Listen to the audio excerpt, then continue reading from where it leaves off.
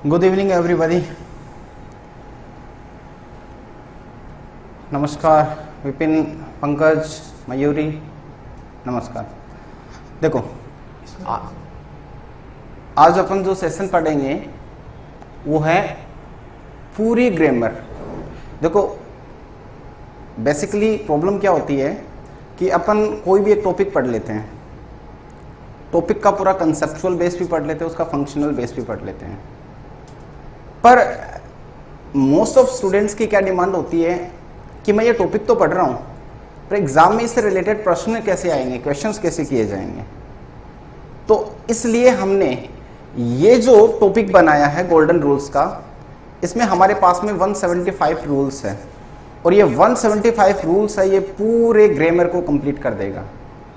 हम इन रूल्स को one by one करेंगे, पढ़ेंगे और विद माइन्यूट डिटेल एक्सप्लेन करेंगे, पूरी तरह से हर एक पॉइंट को एक्सप्लेन करते हुए चलेंगे। जय महाकाल, सुमित कुमार जी जय Mahakal, good evening, Bunty Verma good evening everybody, good evening जी। अपन स्टार्ट करते हैं जी। और मैं जो फर्स्ट रूल है, द वेरी फर्स्ट रूल, देखो इस चीज इस क्लास को, इस सेशन को बहुत ध्यान से समझना, क्योंकि हमने ये 175 जो रूल्स बनाए हैं वो उन रूल्स में से हैं जिनसे रिलेटेड मोस्टली एग्जाम में क्वेश्चन आते हैं। आपको चीज़ को बहुत ध्यान से पढ़ना है। हमने उन रूल्स की डेफिनेशन भी दी है, एग्जाम्पल्स भी दिए हैं और उसका एक्सप्लेनेशन अपन, डिटेल एक्सप्लेन अपन यहाँ पे क्लास में कर लेंगे। हाँ, तो टेक्निकल टीम अपना फर्स्ट रूल विजिबल है?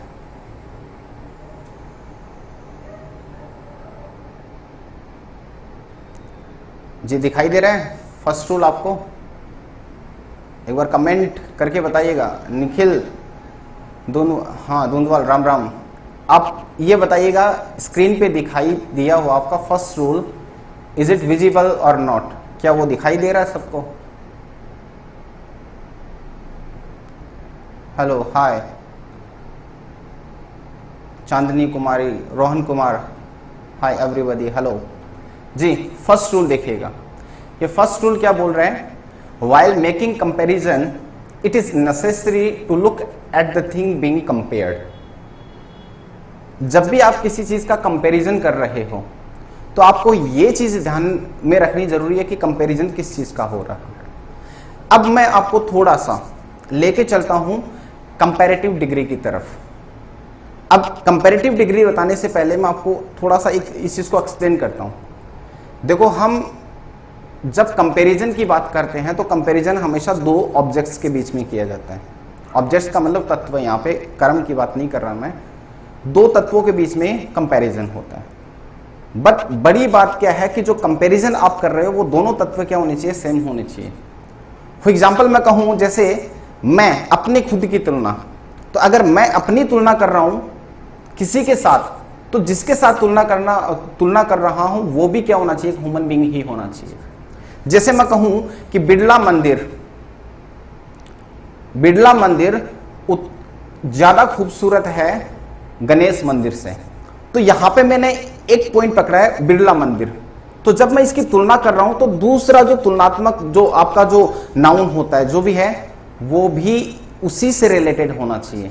मैं नहीं कह सकता कि भी मेरी आवाज है वो बकरी जितनी सुहावनी है, ये बिल्कुल और हो जाएगा। बिल्कुल रीजन क्या है कि मैं ह्यूमन बीइंग हूं, अपनी तुलना मैं किसी इंसान के साथ कर सकता हूं, अदर ऑब्जेक्ट के साथ नहीं। तो पहली चीज ये होती है इसके अंदर कि आप जब भी तुलना कर रहे हो, जैसे आप चाहे तुलना किसी इंसान के साथ करो, अगर मैं बात करूं इंसान की तुलना इंसान के साथ में, अगर मैं कहूं कि तुलना मेरी प्लेस की है तो प्लेस की तुलना प्लेस के साथ करें, अगर मैं तुलना किसी एनिमल की कर रहा हूं तो एनिमल की तुलना एनिमल के साथ में करें। ये तो पहला पॉइंट है कि अगर अपन तुलना कर रहे हैं तो जो तुलनात्मक जो नाउन होते हैं वो एक जैसे होने चाहिए। इंसान की तुलना इंसान के साथ में, प्लेस की तुलना प्लेस के साथ में, और एनिमल किसी जानवर की तुलना किसी जानवर के साथ। पहला पॉइंट। पॉइंट नंबर 2, दूसरी चीज, अब मैं कहूं कि मैं तुलना तो कर रहा हूं, ये तुलना किस चीज की बात करता है, यानी तुलनात्मक बिंदु क्या होता है। अब जैसे अपने पास में एक मैं छोटा सा एक सेंटेंस लिखता हूं।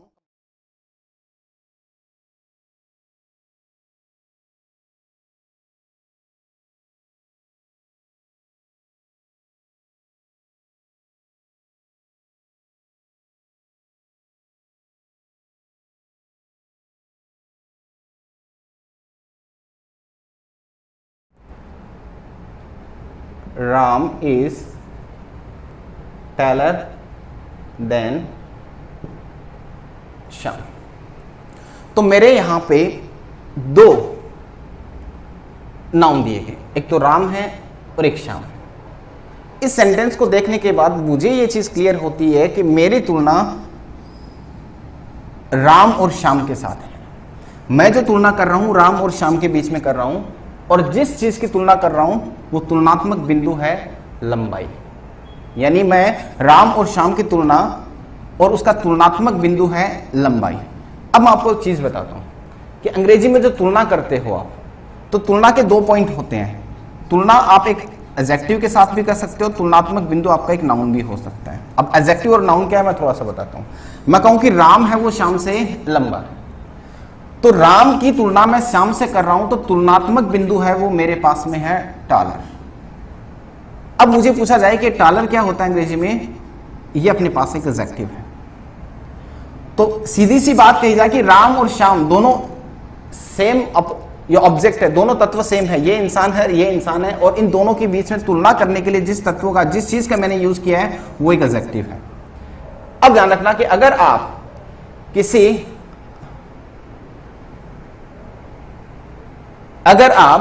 किसी दो संज्ञाओं के बीच तुलना कर रहे हो, तो तुलनात्मक बिंदु को अगर आप के रूप में अगर आप एक एडजेक्टिव का यूज कर रहे हो, तो ध्यान रखना वो एडजेक्टिव इन दोनों संज्ञाओं के बीच में रखी जाती है, और उसका आधार होता है कंपैरेटिव फोर्स। वो एक कंपैरेटिव पॉइंट पे होता है। तो मैंने राम की तुलना श्याम के साथ की गई है, और जिस चीज के साथ में मैं तुलना कर रहा हूं जो तुलनात्मक बिंदु है वो एक एडजेक्टिव है, और अगर एडजेक्टिव है तो आप उसे दोनों के बीच में रखें। तो यहां पे आप देखो कि एडजेक्टिव का यूज दोनों संज्ञाओं के बीच में किया गया है। अगर बीच में किया है ये ठीक है। अब एग्जामिनर क्वेश्चन क्या बना था, देखो यही चीज आपको ध्यान रखनी है कि तुलनात्मक बिंदु, मैंने कहा ना कि तुलना एग्जाम से रिलेटेड क्वेश्चन में दो तरीके से, या तो वो एडजेक्टिव के साथ में, या तो तुलनात्मक बिंदु किसी एडजेक्टिव को बनाएगा या किसी नाउन को बनाएगा। आपको ये देखना है कि वो तुलनात्मक बिंदु किससे बनाया गया। तो यहाँ पे इस क्वेश्चन में तुलनात्मक बिंदु मैंने एक एडजेक्टिव को बनाया, तो एडजेक्टिव को अगर तुलनात्मक बिंदु बनाओगे तो दोनों संज्ञाओं के बीच में रखें। अनदर एग्जाम्पल, दूसरा एग्जाम्पल मैं इसी से रिलेटेड रखूं। Sheela is more intelligent than Gita.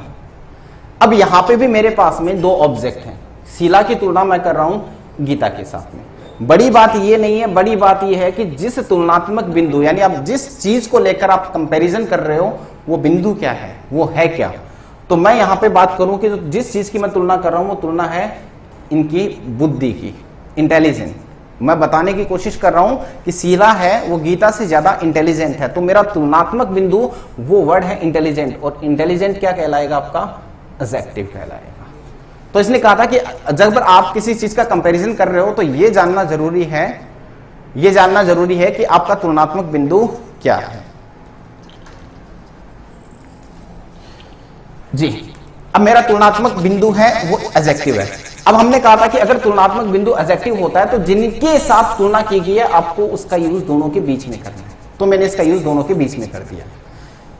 एक फैक्टर तो ये है। अब मैं बताता हूं कि एग्जाम में इससे रिलेटेड क्वेश्चन क्या आएगा, क्या क्वेश्चन करेगा। अब देखिएगा, जो मेरा नेक्स्ट स्टेप है उस पर गौर फरमाइए। मेरा पहला सेंटेंस था कि Ram is taller than Shyam, कि राम श्याम से लंबा है। इसी सेंटेंस को मैं इस प्रकार से लिखूं, the height of Ram is more than Shyam.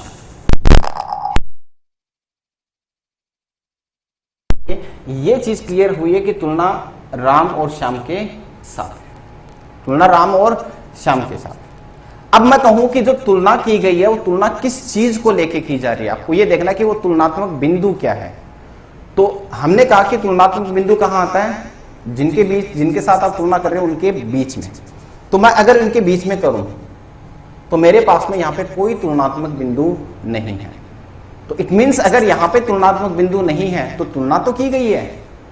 अब मुझे इस सेंटेंस को पूरा मैं जब पढ़ूंगा तब मुझे यह क्लियर होता है कि जो तुलनात्मक बिंदु था जिस चीज को लेकर तुलना कर रहा था वो था हाइट, लंबाई, और वो तुलनात्मक बिंदु मैंने कहां रख दिया, दोनों के बीच में नहीं बल्कि वाक्य के प्रारंभ में। अब सुनिएगा जो दूसरा पॉइंट है। अब मैं कहूं कि मैंने कहा कि जो तुलना है वो दो चीजों को लेकर, एक एडजेक्टिव को लेकर, एक नाउन को लेकर के। यहां पे मेरा तुलनात्मक बिंदु अगर एडजेक्टिव होता तो मैं इन्हें दोनों संज्ञाओं के बीच में रख देता, दोनों सब्जेक्ट के बीच में रख देता। पर अगर मेरा तुलनात्मक बिंदु कोई नाउन है, अब जरा देखना, मैं आपसे ये क्वेश्चन करूं कि हाइट नाम का शब्द है, ये एक एडजेक्टिव होता है या नाउन होता है? वॉइस चेक कीजिएगा, थोड़ा वॉइस में प्रॉब्लम आ रहा है। Jimmy ji good good good evening, good जी। मेरा तुलनात्मक बिंदु आपको ये चेक करना कि ये वर्ड क्या है। अगर मैं इस वर्ड को ढंग से पढ़ूंगा तो मुझे ये पता चलता है कि इंग्लिश में इस शब्द को नाउन के नाम से जाना जाता है। अब मैं आपसे कहूं कि ये सेंटेंस पूरा पढ़िएगा तो पूरा सेंटेंस क्या, the height of Ram is more than Shyam. मैं बताने की कोशिश कर रहा हूं कि जो राम की हाइट है वो श्याम से ज्यादा है। तो तुलना तो अभी भी हुई है, इसीलिए मैंने तुलनात्मक एक कनेक्टर का भी यूज कर दिया है। पर इस बार जो मैं तुलना कर रहा हूं वो तुलनात्मक बिंदु है, वो कोई एडजेक्टिव नहीं बल्कि नाउन का यूज किया गया है। अब सुनिएगा, जो मेन बात वो ये है कि अगर मैंने दो संज्ञाओं के साथ तुलना की गई और तुलनात्मक बिंदु अगर मेरा कोई एडजेक्टिव ना होकर अगर नाउन है, तो ध्यान रखना नाउन को हम दोनों संज्ञाओं के बीच में न कर रख करके वाक्य के प्रारंभ में इसका यूज करें। तो मैंने इस तुलनात्मक बिंदु को वाक्य के प्रारंभ में रख दिया। कहानी यही खत्म नहीं होती है, कहानी यहां से स्टार्ट होती है। अब मेरा जो अगला पॉइंट, जो नियम बनता है वो ये है कि अगर आपके पास में दो संज्ञाओं की तुलना करने के लिए तुलनात्मक बिंदु अगर कोई नाउन है तो, और वो अगर आपके वाक्य के प्रारंभ में यूज किया गया है, अब सिचुएशन क्या बनेगी। तो अब देखो, इसका एक बेसिक सीधा रूल समझिएगा कि अगर तुलनात्मक बिंदु मेरा नाउन है और वो वाक्य के प्रारंभ में रखा गया है, तो देखो एक चीज मैं आपको बताता हूं, इस सेंटेंस को जब अपन ढंग से पढ़ेंगे, ठीक से पढ़िएगा, बिल्कुल ठीक से पढ़ेंगे, तो इसका तात्पर्य क्या हो गया, the height of Ram is more than Shyam, कि जो राम की हाइट है वो श्याम से ज्यादा है, श्याम से ज्यादा। अब एक बात बताइएगा, हाइट की तुलना श्याम के साथ कर रहा है, श्याम की हाइट के साथ नहीं, श्याम के साथ कर रहा है। इट मीन्स टू से, मैं जैसे कहूं कि एक सेंटेंस है आपका कि the climate of Jaipur is warmer than Ajmer. तो ये सेंटेंस में मेरा बनेगा कि जो जयपुर की जो क्लाइमेट है वो अजमेर से ज्यादा है। अजमेर से ज्यादा क्या भाई, अजमेर की तुलना, आप मैंने कहा ना कि तुलनात्मक बिंदु सेम होना चाहिए। आप किसके साथ तुलना कर रहे हो उस चीज को क्लियर करें, स्पष्ट करें। तो मैं राम की तुलना कर रहा हूं, श्याम के साथ जरूर कर रहा हूं, पर मैं श्याम के साथ नहीं बल्कि श्याम की हाइट के साथ तुलना कर रहा हूं भाई। और अगर मैंने इस सेंटेंस को ऐसा का ऐसा रख दिया तो ये पार्ट आपका गलत हो जाएगा। रीजन क्या है, क्योंकि सेंटेंस को जब आप पढ़ोगे तो इसका तात्पर्य हो जाएगा कि राम की तुलना, राम जो हाइट है राम की वो श्याम से ज्यादा है, श्याम से ज्यादा नहीं, श्याम की हाइट से ज्यादा है, अपन को ये बताना है। तो इस प्रकार की अगर पोजीशन हुई तो ध्यान रखना आपको ये सेंटेंस किस तरीके से करेक्ट करना है। इसके अलग अलग अगर ये सेगमेंट में बना के अगर ये क्वेश्चन कर देता है तो आपके इस पार्ट में एरर है, और एरर में इंप्रूवमेंट क्या होगा, क्या करना आपको सही, कि ये जो दूसरा जो ऑब्जेक्ट दे रखा है आपको, जो तत्व दे रखा है जिसके साथ तुलना की गई है, ध्यान रखना अगर यहां पे आपने नाउन से रिलेटेड कंपैरेटिव पॉइंट बनाया है, तुलनात्मक बिंदु नाउन को बनाया है, तो जो शब्द आपने राम से पहले यानी प्रथम सब्जेक्ट से पहले रखा है वही चीज आपको दूसरे तुलनात्मक जो आपका नाउन है उससे पहले भी रखना है। आपको दोनों जगह इसका यूज करना पड़ेगा, अगर नहीं किया तो अर्थ का अनर्थ हो जाएगा। और आपको क्या करना है, यही शब्द यहां पे भी लेके आना है, the height of Shyam, the height of Shyam. और सेंटेंस क्या पढ़ा जाएगा, सेंटेंस अब इस तरीके से पढ़ा जाएगा कि the height of Ram is more than the height of Shyam. ये इसका तरीका। पर अंग्रेजी में क्या होता है, रिपीटेशन से बचा जाता है कि चीजों को रिपीट नहीं किया जाता। तो अगर हम रिपीटेशन से बचना चाहते हैं तो हमें क्या करेंगे, यहां पे दो वर्ड दिए जाते हैं, एक वर्ड होता है आपका दैट ऑफ और एक होता है आपका दोज ऑफ। अब कहां पे दैट ऑफ आएगा और कहां पे दोज ऑफ आएगा वो देखिएगा। अगर मेरे पास में ये जो तुलनात्मक बिंदु है जो मैंने यूज किया है, अगर ये तुलनात्मक बिंदु अगर सिंगुलर फॉर्म की बात कर रहा है, अगर ये सिंगुलर वे में है, अगर ये एक वचन है, तो मैं वहां पर या तो ये अनकाउंटेबल फॉर्म में होगा या सिंगुलर फॉर्म में होगा। अगर ये अनकाउंटेबल या सिंगुलर फॉर्म में है तो इस श्याम से पहले मैं यूज करूंगा दैट ऑफ का, और अगर ये शब्द प्लूरल हुआ, बहुवचन हुआ, तो मैं यहां पे यूज करूंगा दोज ऑफ का। क्लियर है ये बात? क्लियर है? समझ में आया?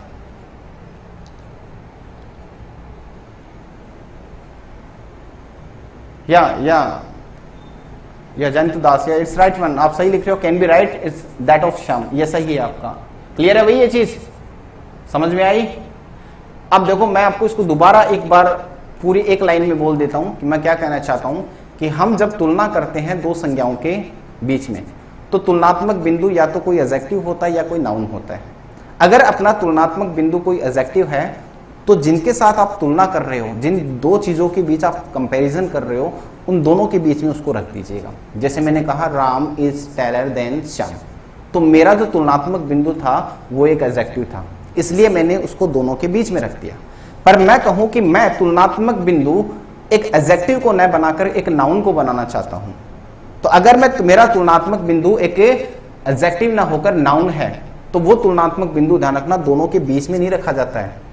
एक का यूज कर दिया हमने वाक्य के प्रारंभ में, जो शब्द आपने वाक्य के प्रारंभ में यूज किया है, जो तुलनात्मक बिंदु जो नाउन के रूप में है, जो आपने वाक्य के प्रारंभ में रखा है, सेम यानी इस प्रथम सब्जेक्ट से पहले रखा है, सेम वो आपके दूसरे सब्जेक्ट से पहले भी होना चाहिए। अगर यहां पे नहीं है तो ये वाक्य में एरर है। तो अपना सेंटेंस तीन तरीके से हो सकता है, या तो यहां पे वही सेम वर्ड लिखा जाएगा जो राम से पहले है, नंबर एक, तो भी वो सही माना जाएगा। रिपीटेशन से बचना है तो या फिर यहां पे दैट ऑफ का यूज होना चाहिए या फिर दोज ऑफ का यूज होना चाहिए। मैंने यहां पे क्लियर किया कि दैट ऑफ और दोज ऑफ में क्या अंतर है, कि अगर मेरे पास में ये जो तुलनात्मक बिंदु है, अगर ये सिंगुलर रूप में, एक वचन रूप में है, तो मैं यहां पे दैट ऑफ का यूज करूंगा, और अगर ये प्लूरल है तो मैं दोज ऑफ का यूज करूंगा। अब मेरा जो क्वेश्चन है वो क्या क्वेश्चन है जो एग्जाम में आया हुआ है वो देखिएगा।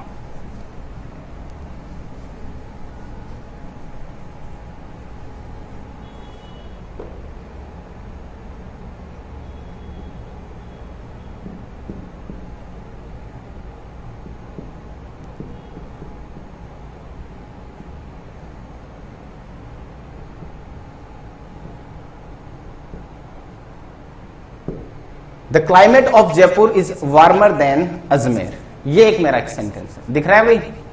दिख रहा है जी? देखो स्पष्ट है ना? दिख रहा है जी? मेरा ये सेंटेंस है और मुझे पूछा गया कि इसके कौन से पार्ट में एरर है। ये अलग अलग मैंने इसके सेगमेंट बना दिए। इसको दे दिया मैंने पार्ट 1, ये पार्ट 2, ये पार्ट 3 में, ये पार्ट 4 और लास्ट का पार्ट हो गया अपना नो एरर से रिलेटेड। अब देखो, अगर वाक्य में देन दे रखा है, कंपैरेटिव एडजेक्टिव का यूज कर रखा है, तो इट मींस इसमें तुलना तो है सब। अब हमने कहा कि तुलनात्मक के दो पॉइंट होते हैं, या तो तुलनात्मक बिंदु क्या होगा, कोई एडजेक्टिव होगा या फिर कोई नाउन होगा। आपको यह देखना है कि इस वाक्य में तुलनात्मक बिंदु क्या है। तो इसका एक, अगर सीधे तरीके की बात करें तो इसका दूसरा तरीका क्या होता है, आप ये देखिएगा कि तुलनात्मक बिंदु कौन, ये तुलनात्मक जिसके साथ तुलना की गई वो शब्द कौन कौन से हैं। एक तो जयपुर है, एक अजमेर है, दोनों प्लेस है। अगर ये सेंटेंस यहां से स्टार्ट होता तो बेसिकली मेरा वाक्य में ये एडजेक्टिव होता और ये सेंटेंस आपका सही होता। पर मैं इस सेंटेंस को मैं अगर ढंग से पढ़ूं तो मुझे पता चलता है कि जो तुलनात्मक बिंदु है वो एक एडजेक्टिव नहीं बल्कि एक नाउन है, जो मैंने यूज कर दिया वाक्य के प्रारंभ में। यहां पे मैं जयपुर और अजमेर की जो तुलना कर रहा हूं वो गरम की बात कर रहा हूं। अब वही जयपुर और अजमेर क्या गरम है, पकोड़े गरम है। ये बोलने की कोशिश कर रहा हूं कि जयपुर के पकोड़े हैं वो अजमेर से ज्यादा गरम है। क्या मैं ये बोलने की कोशिश कर रहा हूं कि जयपुर है वो अजमेर से ज्यादा गरम है? क्या गरम है ये तो बताने की कोशिश, ये तो बताना ही पड़ेगा कि क्या गरम है। तो हम जिस गरम की बात कर रहे हैं वो गरम है क्लाइमेट, और क्लाइमेट एक नाउन होता है, और इस सेंटेंस का जो कंपैरेटिव पॉइंट होता है वो एक एडजेक्टिव ना होकर एक नाउन है। तो हमने स्पष्ट किया था कि अगर आपके पास में कंपैरेटिव पॉइंट कोई एडजेक्टिव ना होकर नाउन है तो वो लिखा गया है आपके प्रथम नाउन से पहले। अगर इसका यूज प्रथम नाउन से पहले हुआ है तो सेम वर्ड आपके इस द्वितीय जो कंपैरेटिव नाउन है उससे पहले भी होना जरूरी है। जरा मुझे बताइएगा, इस अजमेर से पहले ऐसा कोई वर्ड यूज किया गया है या नहीं है? जरा बताना, है या नहीं है भाई? है क्या? Pramod Sutar, hello everybody. ये फेसबुक पे है, कुछ कमेंट वगैरह हैं, ये ठीक से विजिबल नहीं है, तो आप यूट्यूब पे आ जाइएगा लाइव प्लीज, लिंक प्रोवाइड करवा दीजिएगा सर इनको, ठीक है। अब मैं क्वेश्चन करूं कि ये जो पार्ट है आपका, ये सही है या गलत है? देखो तुलनात्मक बिंदु मेरा वही नाउन है, नाउन तुलनात्मक बिंदु है, तो बेसिकली इस संज्ञा से पहले जो वर्ड है वही इससे पहले भी होना चाहिए। तो या तो ये सेंटेंस होना चाहिए द क्लाइमेट ऑफ अजमेर, और अगर मैं इसे रिपीटेशन से बचना चाहता हूं तो मेरे पास में वही दो चीज, या तो दैट ऑफ होगा या दोज ऑफ होगा, मुझे इन दोनों में से एक को सेलेक्ट करना है। तो मैंने आपको बताया था कि जो तुलनात्मक बिंदु अगर आपका अनकाउंटेबल सिंगुलर फॉर्म में है तो इस दूसरी संज्ञा से पहले आप दैट ऑफ का यूज करें, अगर ये काउंटेबल प्लूरल फॉर्म में है तो आप दोज ऑफ का यूज करें। क्लियर है? तो अब मुझे बताइएगा यहां पर क्या आएगा, दैट ऑफ या दोज ऑफ? कमेंट।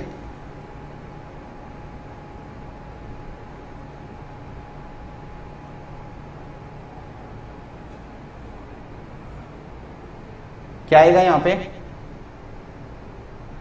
या दैट ऑफ। जी सही आंसर है सिमरन जी, बिल्कुल दैट ऑफ का यूज कर दिया जाएगा यहां, ठीक है। क्लियर है ये पॉइंट? पहला रूल क्लियर है? देखो लास्ट बार इसको दोबारा सुन लीजिएगा कि अगर हमारे पास में दो तत्वों के बीच तुलना है तो तुलना के दो पॉइंट होते हैं, या तो एडजेक्टिव होता है या नाउन होता है। अगर एडजेक्टिव के साथ में मैं तुलना कर रहा हूं, अगर कंपैरेटिव पॉइंट मैंने एडजेक्टिव बनाया तो वो दोनों संज्ञाओं के बीच में आ जाएगा, और अगर मैंने तुलनात्मक बिंदु कोई नाउन बनाया है तो ध्यान रखना वो नाउन कहां आता? वाक्य के प्रारंभ में। जो तुलना के दो पॉइंट मैंने बताए थे, जैसे राम और श्याम, बिरला मंदिर और गणेश मंदिर, जयपुर और अजमेर, ये आपके दो ऑब्जेक्ट हो गए।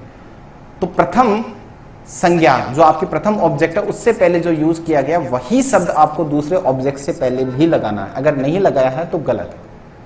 अब रिपीटेशन से बचने के लिए मेरे पास एक तरीका है, मैं वहां पे दैट ऑफ या दोज ऑफ का यूज कर सकता हूं।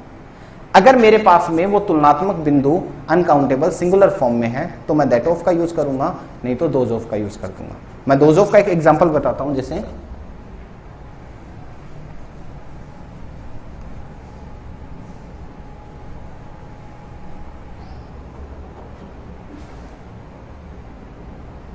The students of KD are more than Paramount, कि the students of KD are more than Paramount. अब मैं कहूं तो अगर इस सेंटेंस को पढ़ने की कोशिश करूं तो मेरा हिंदी में इसका सेंटेंस क्या होता है कि जो KD है वो पैरामाउंट से ज्यादा है। किस चीज को लेकर के? स्टूडेंट्स को लेकर के। अगर मैं तुलना कर रहा हूं यहां पे और तुलनात्मक बिंदु बना मेरा स्टूडेंट्स, तो जो तुलनात्मक के दो आधार थे यानी KD और पैरामाउंट के बीच में मैं तुलना कर रहा हूं और तुलनात्मक बिंदु है मेरा स्टूडेंट्स। अब आपको यह बताना है कि जो तुलनात्मक बिंदु जिस चीज को लेकर तुलना की जा रही है वो शब्द आपका नाउन है या एडजेक्टिव है? नाउन है या एडजेक्टिव है भाई? ये शब्द आपका नाउन है या एडजेक्टिव? जी नाउन। अगर मेरे पास में तुलनात्मक बिंदु कोई नाउन है तो पहली चीज मैं इस नाउन को, इस तुलनात्मक बिंदु को मैं इन दोनों ऑब्जेक्ट के बीच में नहीं रख सकता, तो मुझे इसे कहां रखना पड़ेगा? वाक्य के प्रारंभ में, प्रथम संज्ञा से पहले। अगर मैंने इसका यूज यहां किया है तो सेम वर्ड का यूज मुझे जो तुलनात्मक का दूसरा आधार है, दूसरी संज्ञा है, उससे पहले भी यूज करवाना पड़ेगा। अगर यहां पे किया गया है तब तो ये सही है, और अगर नहीं किया गया है तो साहब ये पार्ट आपका गलत है। अब हमने कहा कि इसके लिए तीन चीज, या तो यहां पे सेम वर्ड यूज कर दीजिएगा then the students of Paramount, या फिर यहां पे दैट ऑफ का यूज होगा, या फिर यहां पे दोज ऑफ का यूज कर दिया जाएगा। अब हमने कहा था कि दैट ऑफ और दोज ऑफ में क्या अंतर है, आपको यह संज्ञा देखना, जो कंपैरेटिव पॉइंट है उसको देखना है, स्टूडेंट्स। जरा मुझे बताइएगा स्टूडेंट्स नाम का ये शब्द है, ये सिंगुलर है या प्लूरल है? सिंगुलर है या प्लूरल है? प्लूरल। अगर ये प्लूरल है तो इस संज्ञा से पहले दैट ऑफ का नहीं बल्कि दोज ऑफ का यूज कर दिया जाए। क्लियर है? दोज डबल ऑफ नहीं, शिवम डबल ऑफ नहीं, दोज ऑफ सिंगल ऑफ, एक से काम चल जाएगा अपना। ठीक है, ये रूल नंबर 1 था। क्लियर है? आपको पीडीएफ इसकी सेंड कर दी जाएगी, रूल और आपका एग्जांपल और दे दिया जाएगा। Now technical team, rule number 2, दूसरा रूल देखिएगा।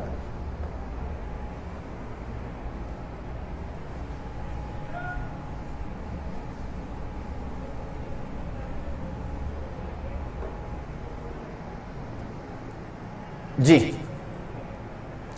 मेरे पास में जो रूल नंबर 2 है उसके अंदर आता है, मैं कुछ वर्ड रखता हूं like 1, none, each, either, neither. देखो ये क्या है, मैं आपको इसको छोटा सा खोल के बताता हूं। ये एक परिवार है, ये दिख रहा है ना, यहां पे, यहां तक दिख रहा है ना सर? ये एक परिवार है जहां पे सिर्फ एक व्यक्ति है। ये दूसरा परिवार है जहां पे 2 व्यक्ति हैं, और ये तीसरा परिवार है जहां पे 1, 2, 3, 4 व्यक्ति। अगर मैं इन शब्दों की बात करूं, एक एडजेक्टिव के रूप में यूज किए जाते हैं। एडजेक्टिव भी होते हैं, प्रोनाउन भी होता है, उनको डेफिनेट इंडेफिनेट प्रोनाउन के अंदर आता है। अब मैं कहूं कि ये तमाम शब्द है, जैसे इनके बाद मैंने ऑफ का यूज कर दिया, तो ये जो आते हैं वो डिस्ट्रीब्यूटिव प्रोनाउन के अंदर आते हैं। इन प्रोनाउन को अपन डिस्ट्रीब्यूटिव प्रोनाउन के नाम से जानते हैं, डिस्ट्रीब्यूटिव की बात करते हैं। इसमें क्या होता है, अब देखो इस चीज को ढंग से देखना, जो मैं कहने की कोशिश कर रहा हूं उस चीज की है। मैं कहूं कि एक फैमिली है, उसके अंदर एक ही व्यक्ति है, तो एक बात बताइएगा कि अगर फैमिली में सदस्य ही एक है तो क्या आप सिलेक्शन कर सकते हो? क्या इसमें सिलेक्शन कर सकते हो, चुनाव कर सकते हो? मैं कहूं कि किसी एक को श्रेष्ठ बताना है, एक के बारे में अच्छा बताना है, तो जब मेरे पास में व्यक्ति एक है तो मैं इसमें सिलेक्शन कैसे करूंगा? भाई सिलेक्शन पॉसिबल है क्या, जरा बताना। विष्णु सुतार, गुड इवनिंग, नमन, या इज इट विजिबल? ये विजिबल है, दिख रहा है जी। अब आपको ये देखना है कि इस फैमिली के अंदर व्यक्ति ही एक है, तो इसमें सिलेक्शन कैसे हो सकता है? देखिए, अब मैं दूसरा कहूं कि इसमें से, अब बताइएगा ये दूसरी जो फैमिली है, क्या इनके बीच में सिलेक्शन हो सकता है क्या? जी बिल्कुल हो सकता है साहब। 2 है तो 2 में से एक को निकाला जा सकता है। तीसरी मेरी फैमिली है, उसके अंदर 4 पर्सन है, मैं कहूं क्या इसमें सिलेक्शन किया जा सकता है? बिल्कुल किया जा सकता है। 4 जने, 4 में से एक को निकाल सकते हैं अपन, 4 में से अपन 2 को निकाल सकते हैं, 4 में से अपन चारों को निकाल सकते हैं। की बात तब करेंगे, निकालेंगे तब जब वो 2 या 2 से अधिक संख्या हो। अब देखो इस चीज को ढंग से समझना। अपने पास में वर्ड है 1, नन, ईच, आइदर, नीदर, और एक वर्ड और लगा देता हूं, बोथ। इसको तो भूल जाइएगा क्योंकि तो डिस्ट्रीब्यूटिव पार्ट में आता है, डिस्ट्रीब्यूशन होता है वहां पे जब 2 या 2 से अधिक संख्याएं। अब मैं कहूं, देखो इस चीज का नेगेटिव और पॉजिटिव सेंस पूरा देखना, कि मेरे पास 2 संख्या और मैं कहूं कि 2 में से एक को सेलेक्ट कर लो भाई, एक को निकालना है, तो मैं कहूं कि इन दोनों में से एक का नाम राम था, एक का नाम श्याम था। मैंने कहा कि दोनों में से एक व्यक्ति है जिसने एग्जाम में पास। अब अगर मैं कहूं कि इन दोनों में से एग्जाम पास किसने किया है, तब तो मैं सीधा उसका नाम लिख दूंगा कि Ram has top the college. पर मैं कहूं कि दोनों में से किया किसी एक ने है पर पता नहीं किसने किया, ये इंडेफिनेट प्रोनाउन के अंदर भी आता है। इंडेफिनेट प्रोनाउन का मतलब किया तो किसी ने है पर किसने किया ये पता नहीं है। तो मेरे पास में अगर एक फैमिली में अगर 2 सदस्य हैं और मुझे पता है कि इसमें से किसी एक ने कॉलेज टॉप की है, पर की किसने है ये नहीं पता मुझे, तो अगर मैं 2 में से किसी एक को निकालूंगा और उसने ऐसा काम किया, उसने कॉलेज टॉप किया है, तो ध्यान रखना मेरे पास जो ऑप्शन आता है वो क्या आ जाएगा, आइदर।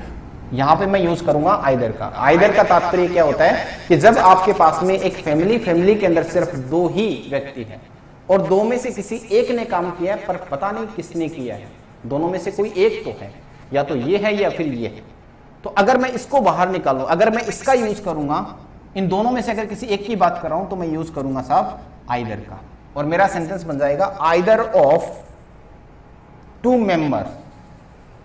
अब जरा मुझे बताइएगा कि आइदर जो एक निकाला है मैंने, वो कितने में से निकाला है, मुझे जरा बताना। एक मैंने कितने में से निकाला है? एक मैंने कितने में से निकाला है?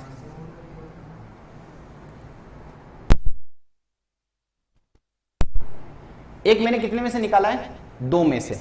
अब मैं कहूं कि आइदर ऑफ, अब जरा मुझे बताना इस आइदर ऑफ के बाद जो मैंने मेंबर निकाले हैं वो एक मेंबर है या 2 मेंबर है, जरा बताना। 2 के लिए मैं मेंबर वर्ड का यूज करूंगा या मेंबर्स का? बेसिकली मैं मेंबर्स का यूज करूंगा क्योंकि 2 है तो प्लूरल है। अब इन दोनों में से कोई एक की बात करिए। पहला पॉइंट तो ये, पॉइंट नंबर 2। दूसरा, मैं कहूं कि भाई इन दोनों ने ही एग्जाम को पास कर लिया है। इस बार मैं एक की बात नहीं कर रहा, इस बार मैं कह रहा हूं कि इन दोनों ने क्या कर लिया है? एग्जाम को पास कर लिया है। तो अगर मेरे पास में एक परिवार के 2 सदस्य हैं, दोनों के दोनों ने अगर एग्जाम पास कर लिया है, तो मैं क्या करूंगा? इन दोनों के संदर्भ में एक प्रोनाउन उठाऊंगा, और वो प्रोनाउन क्या होगा मेरे पास में? बोथ, कि दोनों के दोनों एग्जाम में पास किया है।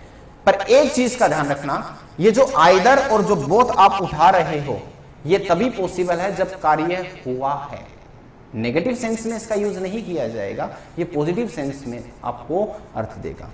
दोनों के द्वारा, या तो दोनों में से किसी एक के द्वारा काम हुआ है या फिर दोनों के द्वारा हुआ है। तो मैं कहूं कि दोनों ने एग्जाम पास किया है, तो बोथ का मैंने यूज कर दिया। अब बताइएगा बोथ का यूज मैं कितने के लिए कर रहा हूं? 2 के लिए। तो बेसिकली अगर मुझे बोथ ऑफ के बाद अगर मुझे यहां पे संज्ञा लगानी पड़े, तो सीधी सी बात, अपन बोथ का यूज 2 के लिए करते हैं, तो इसका मतलब वो फैमिली में मेंबर भी कितने थे? 2 थे। इसलिए मैं इसके बाद जो संज्ञा लगाऊंगा वो भी मेरी क्या रहेगी? प्लूरल ही रहेगी। Point number 2।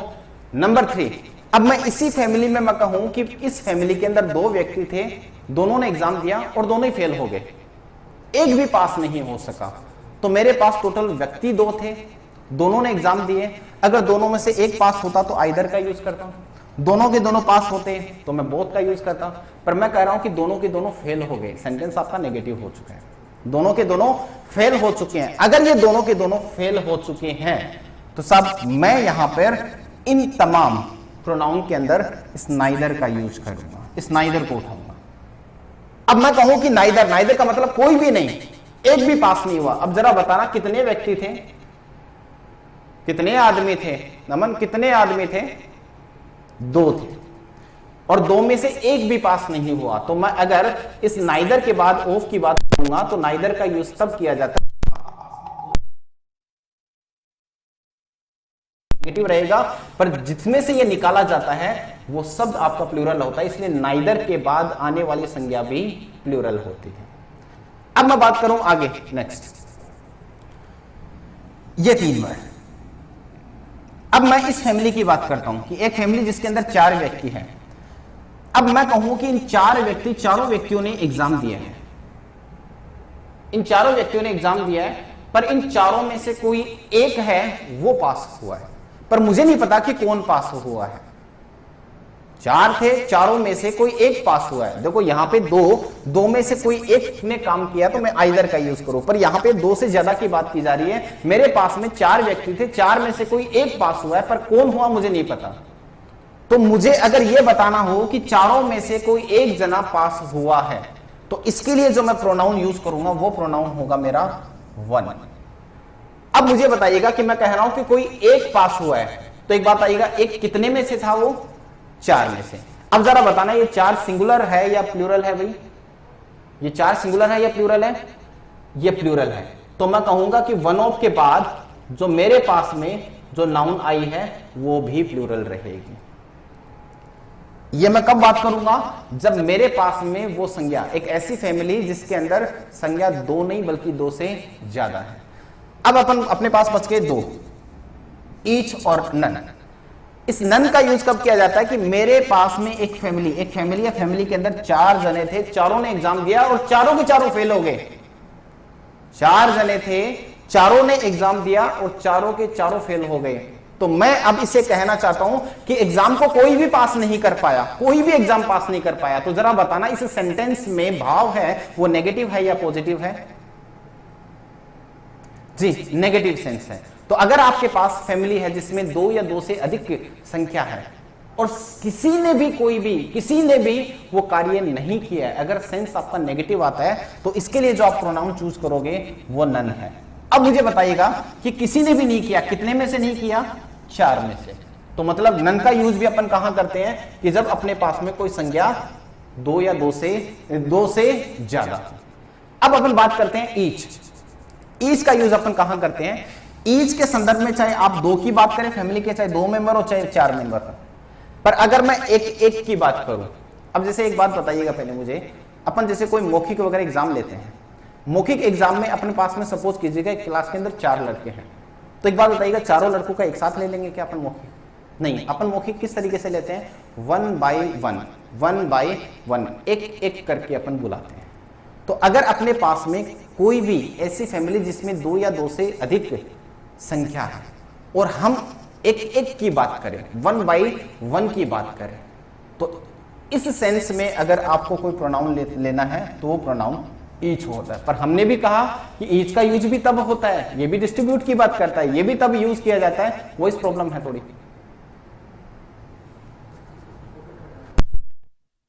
जी, अब क्लियर है?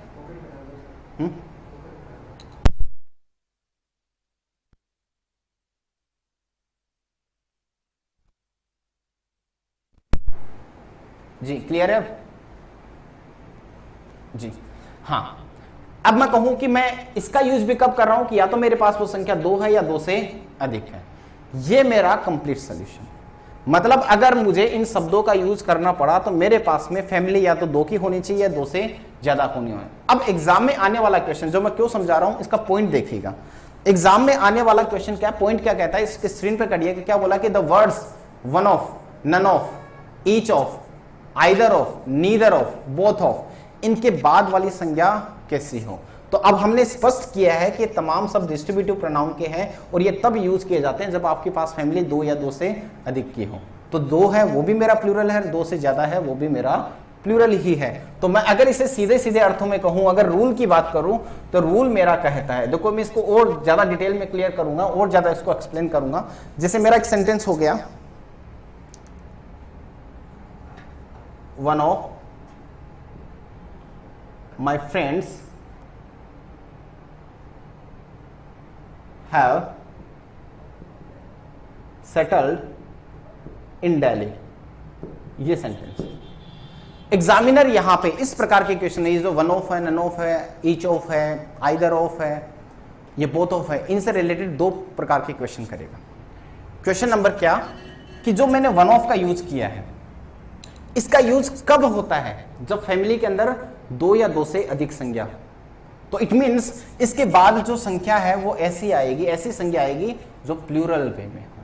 तो अगर मैं इसे सीधे रूल की बात करूं तो वन ऑफ के बाद, नन ऑफ के बाद, ये आपके जितने भी वर्ड लिखे इनके बाद आने वाली संज्ञा हमेशा प्लूरल ही होनी चाहिए। बात नंबर 1। बात नंबर 2, अब दूसरी अपन बात करते हैं कि इसका दूसरा क्वेश्चन बनता है वर्ब को लेकर के। अब देखो मैं इसको स्पष्ट करता हूं कि कहा जाता है कि वर्ब से पहले आपको सब्जेक्ट मिल जाएगा। वर्ब से पहले कोई भी नाउन या प्रोनाउन होती है वो सब्जेक्ट होती है। तो मेरे पास में वर्ब से पहले पहला सब्जेक्ट, एक नाउन तो दे रखी है फ्रेंड्स और एक नाउन दे रखी है वन, इसे मैं नाम दूंगा सब्जेक्ट 1 और इसको नाम दूंगा सब्जेक्ट 2। इसको मैं नाम दूंगा सब्जेक्ट 1 और इसको नाम दूंगा सब्जेक्ट 2। अब इट मीन्स टू से कहने का मतलब क्या है कि या तो मेरा सब्जेक्ट ये होगा या मेरा सब्जेक्ट ये होगा। आप इनके नाम दो और क्लियर करो कि इनमें से सब्जेक्ट कौन सा होगा। अब मेरी एक बात सुनिएगा, अगर मैं इसको नाम देना स्टार्ट करूंगा तो ये जो प्रीपोजिशन से पहले वाला पार्ट है अंग्रेजी में इसे सब्जेक्टिव पार्ट के नाम से जाना जाता है, और ये जो प्रीपोजिशन के बाद वाला पार्ट है इसे अंग्रेजी में पार्टिटिव के नाम से जाना जाता है। देखो नाम देख लीजिएगा कि अगर आपके पास में वर्ब से पहले 2 ऐसी संज्ञा या सर्वनाम दे रखी हो, अपन को ये देखना है कि सब्जेक्ट ये होगा या ये होगा, दोनों पे नंबर डाल लो, ये तो सब्जेक्ट 1 हो गया, ये सब्जेक्ट 2 हो गया। अब इनके नाम देना स्टार्ट कर दो। अब आपने देखा कि एक संज्ञा और एक सर्वनाम जो भी है, ये वाला जो पार्ट है वो है प्रीपोजिशन से पहले और ये वाला पार्ट है वो प्रीपोजिशन के बाद।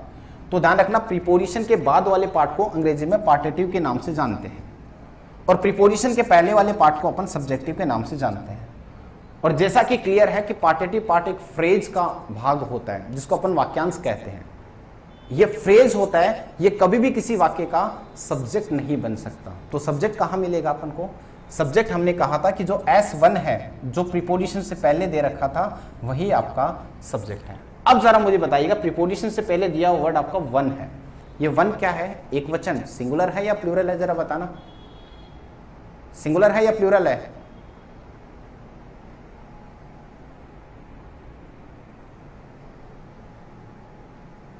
जी Satish Pandey, not clear, one of and each of. मैं बिल्कुल बताता हूं आपको, पहले ये देखिएगा, वन एक सिंगुलर है तो उसके साथ यूज की जाने वाली वो क्रिया भी क्या होनी चाहिए? सिंगुलर ही होनी चाहिए। ठीक है भाई जी। सतीश जी, आपकी डिमांड पे एक बार मैं वन ऑफ और ईच ऑफ दोनों को बताता हूं। देखो, एक सेंटेंस है मेरा, one of the students is asked to exam या मौखिक एग्जाम, जो भी है। एक सेंटेंस मेरा ये है और एक सेंटेंस मेरा ये है, each of the students is asked to exam. देखो अंतर क्या है इसमें, अब अंतर समझिएगा। मैं अगर कहूं कि one of the students is asked to exam, तो इसका मतलब है कि जैसे एक क्लास के अंदर 50 विद्यार्थी थे, एक क्लास में 50 विद्यार्थी थे, इस 50 विद्यार्थियों में किसी एक को एग्जाम के लिए बुलाया गया है। मतलब संज्ञाएं आपके उस परिवार में बहुत थी, पर मैंने जिसको बुलाया वो एक ही था, सिर्फ एक था। तो यहां पे अगर मैंने वन ऑफ का यूज किया तो उसका मतलब दो या दो से आपकी दो से अधिक फैमिली मेंबर थे। एक क्लास के अंदर 50 स्टूडेंट थे, पर मैं जब वन ऑफ का यूज कर रहा हूं, इसका मतलब इस 50 में से किसी एक को मैंने उठाया है और उसे ही एग्जाम के लिए कहा है, सिर्फ एक के लिए। पर अगर मैं ईच ऑफ का यूज करूंगा तो इसका तात्पर्य क्या है कि मेरे पास में 50 स्टूडेंट्स थे, पर मैं 50 स्टूडेंट्स को एक साथ नहीं, वन बाई वन, एक एक करके एग्जाम के लिए बुलाया है। नीचे वाले सेंटेंस में एग्जाम सिर्फ एक ही दे रहा है, एग्जाम के लिए सिर्फ एक को ही बुलाया गया है। वो कौन था? कोई भी था, पता नहीं है, इसलिए इसको तो इंडेफिनेट के नाम से जानते हैं। 50 स्टूडेंट थे, नीचे वाले सेंटेंस में सिर्फ एक को एग्जाम के लिए बुलाया गया है। पर ऊपर वाले सेंटेंस में देखिएगा कि मैं कहूं कि ईच ऑफ, अगर मैं ईच ऑफ स्टूडेंट्स की बात कर रहा हूं तो इसका मतलब एग्जाम में 50 स्टूडेंट थे, 50 के 50 ने एग्जाम दिए हैं, पर वन बाई वन, एक एक करके बुलाया गया है। ये अंतर है वन ऑफ और ईच ऑफ। ये बात करता है 50 में से कोई एक ये काम कर रहा है, और ये बात कर रहा है कि 50 में से 50 के 50 काम कर रहे हैं, पर वन बाई वन, एक एक करके ये काम कर रहे हैं। हाँ जी सतीश जी, क्लियर हुआ आपका ये?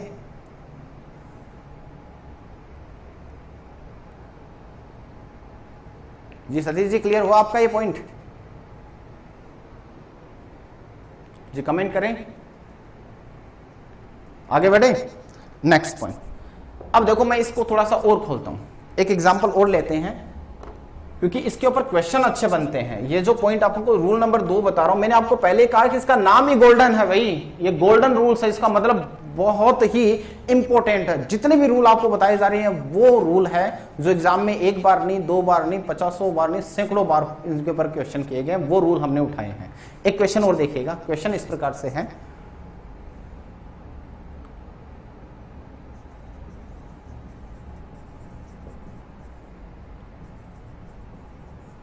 none of the passengers was ready to leave his seat। ये दिख तो रहा है ना आपको, ये क्वेश्चन। अब देखो इसमें दो क्वेश्चन है। मैंने कहा कि नन का यूज अपन कब करते हैं? जब अपने पास में फैमिली मेंबर 2 से अधिक है। अब जैसे कि नाम से स्पष्ट है कि अगर 2 से अधिक है तो वो संज्ञा तो प्लूरल होनी है। तो इसका पहला पॉइंट है कि नन ऑफ के बाद जो संज्ञा आएगी वो हमेशा प्लूरल होनी चाहिए। क्यों? क्योंकि आप दो की नहीं बल्कि दो से अधिक की बात कर रहे हो, एक की नहीं, आप दो से अधिक की बात कर रहे हो। तो अगर ये दो होता तो भी प्लूरल है, दो से ज्यादा है तो भी प्लूरल है, तो यहां पर आने वाली संज्ञा आपकी प्लूरल होगी। दूसरा, इसी का क्वेश्चन बनता है वर्ब को लेकर के। अब जैसे मैंने वर्ब का अभी आपको एक मेथड बताया था कि अपन ये शुरू से मानते हुए आ रहे हैं कि वर्ब से पहले आपका सब्जेक्ट होता है, जो भी नाउन हो, जो भी प्रोनाउन है, वो वाक्य का सब्जेक्ट होता है। तो मेरे पास में वर्ब से पहले एक तो नाउन दे रखा है और एक प्रोनाउन दे रखा है। अब हमने कहा कि सब्जेक्ट नाउन भी हो सकता है, प्रोनाउन भी हो सकता है। तो मेरे पास पहला नाउन था, उसको नाम दे दिया मैंने, प्रोनाउन था, उसको नाम दे दिया मैंने S1 और इसको नाम दे दिया मैंने S2। अब मेरा कंफ्यूजन ये है कि कहा जाता है कि वर्ब से पहले सब्जेक्ट है, तो मैं सब्जेक्ट इसको बनाऊं या इसको बनाऊं। रीजन क्या है कि दोनों नंबर में अलग अलग है। अगर मैं इसको बनाऊंगा तो नन नाम का शब्द स्वयं एक सिंगुलर वर्ड होता है, अपने आप में एक वचन होता है, और ये पैसेंजर्स नाम का शब्द है, ये प्लूरल है। तो अगर मेरा सब्जेक्ट ये हुआ तो यहां पे वर आना चाहिए, और अगर ये है तो यहां पे सिंगुलर सही है, पर साबित करना पड़ेगा। क्यों है? तो हम इसको नाम देना स्टार्ट करते हैं। तो हम देखते हैं कि इस नाउन और प्रोनाउन, इन दोनों जो सब्जेक्ट जो S1 और S2 है, इन दोनों को हमने किसी प्रीपोजिशन से डिवाइड किया गया है। अब यहां से स्पष्ट कीजिएगा कि प्रीपोजिशन के पहले एक सब्जेक्ट 1 है और प्रीपोजिशन के बाद एक सब्जेक्ट 2 है। अब इनको अपन नाम देना स्टार्ट करेंगे कि जो प्रीपोजिशन के बाद है उसको अंग्रेजी में पार्टेटिव के नाम से जाना जाता है। This is called partitive part. ये आपका पार्टेटिव पार्ट है, डिस्ट्रीब्यूटिव पार्ट है। और ये जो ऑफ से पहले है इसको अपन सब्जेक्टिव पार्ट के नाम से जानते हैं। अब जैसे कि क्लियर है, अपन को सीधी सी पता है कि वर्ब एक सब्जेक्ट के अनुसार ही आती है। इसको नाम जरूर दिया मैंने सब्जेक्ट 2, पर इसका नाम है पार्टेटिव 2, पार्टेटिव पार्ट। और अंग्रेजी में पार्टेटिव पार्ट को फ्रेज के नाम से जानते हैं। फ्रेज एक वाक्यांश होता है। ये चीज सुन लीजिएगा कि एक फ्रेज में न तो कभी सब्जेक्ट होता है न कभी ऑब्जेक्ट होता है। तो इट मीन्स अगर ये पार्टेटिव है, अगर फ्रेज है, तो इसका मतलब इसमें तो सब्जेक्ट होगा ही नहीं, तो मतलब ये मेरा सब्जेक्ट है ही नहीं है। तो सब्जेक्ट कहां मिलेगा मुझे? इस प्रीपोजिशन से पहले जो S1 दे रखा था वो मेरा सब्जेक्ट है। अब मुझे ये पता लगाना है कि नन नाम का शब्द है वो सिंगुलर है या प्लूरल है। प्लीज राइट बोल्ड सर, ठीक है। LR कटवर, नेक्स्ट सेंटेंस अपन बोल्ड लिख लेंगे। तो ये जो पार्ट है मेरा सिंगुलर है, तो नन है, वन है, ईच है, एवरी है, आइदर है, नीदर है, ये सब के सब शब्द सिंगुलर होते हैं। अगर इनके अनुसार कभी क्रिया लगानी पड़े तो हमेशा सिंगुलर की ही आएगी। तो हमने स्पष्ट किया कि ये सब सिंगुलर है, तो आने वाली क्रिया वाक्य सही है या गलत है? सब सही है या गलत है? जी क्लियर है। अब आप इस जितने भी आपके स्क्रीन पे लिखे हुए सेंटेंस आप देख सकते हो, वन ऑफ द स्टूडेंट है। अब जरा मुझे इसमें एरर बताइएगा। एग्जांपल जो फर्स्ट एरर है, वन ऑफ द स्टूडेंट होगा या स्टूडेंट्स होगा? फटाफट बताना भाई।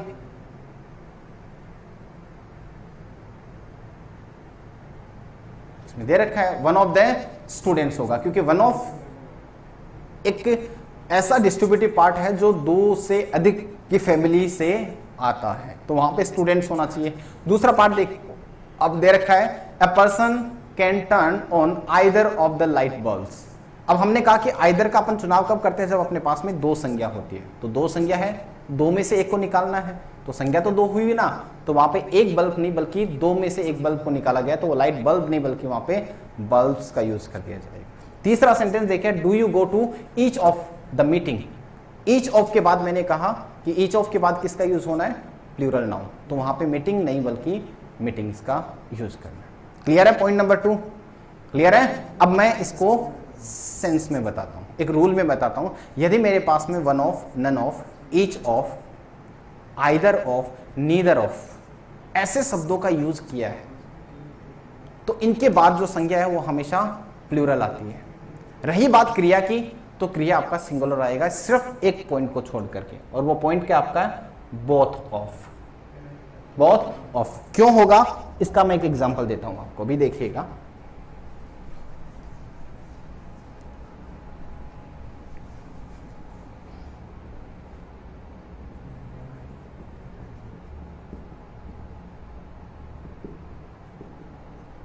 Both of students are late. जैसे मैंने कहा कि बोथ ऑफ कितने में से चुनाव किया, कितने की बात करता है? दो। एक फैमिली में दो जने हैं और दोनों के दोनों ने ये काम किया, या तो दोनों के दोनों लेट है या दोनों के दोनों जल्दी आए हैं, दोनों के दोनों पास में हैं। तो ये कौन सी फैमिली की बात करता है? ये ऐसी फैमिली की बात करता है जिसमें दो सदस्य हैं। तो अब बताइएगा दो सदस्य है वो सिंगुलर होगा या प्लूरल होगा? दो सदस्य है वो सिंगुलर होगा या प्लूरल होगा? जरा बताना भाई। प्लूरल। तो इनके बाद आने वाली संज्ञा तो प्लूरल रहेगी। अब बात करते हैं अपन क्रिया की।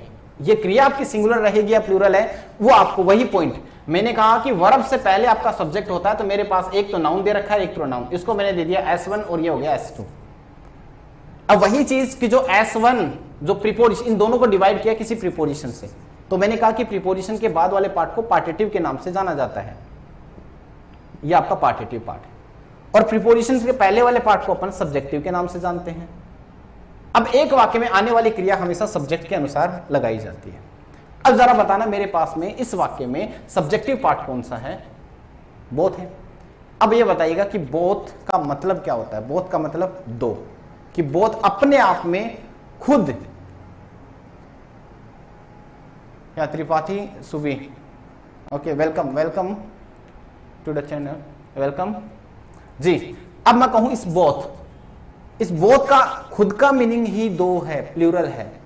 ये मेरे वाक्य का सब्जेक्ट बना है, इसके अनुसार क्रिया लगानी है। बोथ का यूज अपन दो के लिए करते हैं, ये बात दो की कर रहा है, दो को अपन प्लूरल के नाम से जानते हैं। तो अगर ये सब प्लूरल है तो उसके साथ आने वाली क्रिया भी प्लूरल ही होगी। Is that clear? क्लियर है? रूल नंबर 3 आने दें बेटा। ये इंग्लिश का बैच, ये स्पेशल बैच है गोल्डन रूल्स। इसमें अपन 175 रूल्स लेके आए हैं जो पूरी इंग्लिश ग्रामर को कंप्लीट कर देगा। हमने वो रूल्स उठाए हैं जिनसे संबंधित बहुत सारे क्वेश्चन एग्जाम में आते हैं। आपको इन रूल्स पे और उन रूल्स से संबंधित बातों के ऊपर आपको बड़े ध्यान से समझना, ध्यान से सुनना है, और उसके बाद आपको इन क्वेश्चनों के आंसर करने हैं, जैसे कि हमने अभी इन डिस्ट्रीब्यूटिव नाउन से रिलेटेड क्वेश्चन किए थे। ठीक है भाई? क्लियर है? रूल नंबर 3 पे है या टेक्निकल टीम? रूल नंबर 3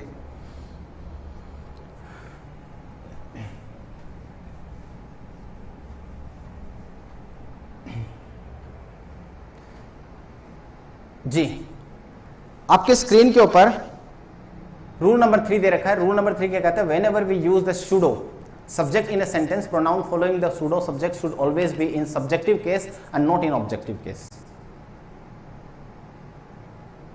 जी, एसएससी का बैच भी लगाया जाएगा बेटा, उसका टाइम बता दिया जाएगा जल्द ही। ये जो क्लास होगी, ये जो रात को 8 बजे क्लास होती है, वो रूल से रिलेटेड, और इसमें जो क्वेश्चन जो आपको हम बता रहे हैं रूल, वो सभी एसएससी में आने वाले क्वेश्चन ही है। रेगुलर बैच भी चलेगा, उसका टाइमिंग आपको बता दिया जाएगा। हाँ जी, अब ये क्या बोलना चाह रहा है? इससे पहले मैं आपको एक वर्ड, ये इस वर्ड से जानकारी कराना चाहूंगा। ये सूडो नाम क्या है? ये सूडो क्या होता है? अंग्रेजी में एक वर्ड है सूडो। सूडो को किस नाम से जानते हैं? सूडो का अगर अपन अर्थ की बात करें तो इसे अपन कहते हैं मिथ्या। मिथ्या, मिथ्या का मतलब क्या होता है? कि कोई चीज है जो दिखती है, उसका एक एग्जिस्टेंस है, परंतु हमें क्या करते हैं कि इल्यूजन, एक भ्रम होता है कि वो चीज है। जैसे मैं बात करूं परछाई की, परछाई होती है, परछाई दिखती भी है, परंतु वो काम नहीं कर सकती, वो एक इल्यूजन है। इसी तरीके से मैं बात करूं सूडो का मतलब, ये क्यों यूज किया गया है सूडो नाम का शब्द, वो मैं आपको बता देता हूं। अंग्रेजी में 2 फॉर्म होते हैं, एक को अपन बोलते हैं सिंटैक्स और एक होता है सिमेंटिक। सिंटैक्स का मतलब क्या होता है? स्ट्रक्चर। जैसे एक सेंटेंस है, मैं कहूं Ram is reading a book, एक सेंटेंस है आपके पास में, Ram is reading a book. मेरे पास में ये स्ट्रक्चर है, स्ट्रक्चर में ये मेरे वाक्य का सब्जेक्ट है, ये मेरे वाक्य की हेल्पिंग वर्ब है, ये मेरे वाक्य में मेन वर्ब है, और ये मेरे वाक्य में ऑब्जेक्ट है। मैं आपसे कहूं कि इस वाक्य का सब्जेक्ट कौन है, इस वाक्य में कार्य कौन कर रहा है। जी, आप पुराने स्टूडेंट हैं, बिल्कुल आपकी क्लास रेगुलर चलेगी, 1-2 दिन में आपको बता दिया जाएगा। आपकी क्लासेस जो आपकी रह गई है, पुराने स्टूडेंट की क्लास को रेगुलर चला दिया जाएगा, टाइमिंग आपको बता दी जाएगी। फिलहाल आप यहाँ पे फोकस कीजिएगा, जो चीज है वो जानने की वो यहाँ कोशिश कीजिएगा। तो मैं कहूं इस वाक्य का सब्जेक्ट कौन है? हाँ, आरती जी, आप ये वीडियो देख सकते हो दोबारा, ये रिकॉर्डेड क्लास है, आप बिल्कुल देख सकते हो। मैं कहूं इस वाक्य का सब्जेक्ट कौन है, तो मेरे पास में सब्जेक्ट राम है। अब मैं कहूं रीडिंग का काम कौन कर रहा है, वो राम कर रहा है। अगर मेरे वाक्य का सब्जेक्ट और वही सब्जेक्ट उस वाक्य में काम कर रहा है, तो this is called authentic subject. ये आपका एक ऑथेंटिक शब्द है, ये डूअर है, ये काम कर रहा है और उसे सब्जेक्ट की जगह पे ही रखा गया है। ये होता है सिंटैक्स, स्ट्रक्चर। बिल्कुल राइट, ये सिमेंटिक रूप से भी और स्ट्रक्चर रूप से भी सही है। यानी एक सब्जेक्ट का काम होता है कार्य करना, वो यहाँ पे काम भी कर रहा है, और एक सब्जेक्ट को कहाँ रखा जाता है, वर्ब से पहले, और वहां पे रखा गया है। दोनों चीज इसमें सही है। दोबारा सुनिएगा कि मैं क्या बोलना चाह रहा हूँ। सिमेंटिक और स्ट्रक्चर में क्या अंतर होता है।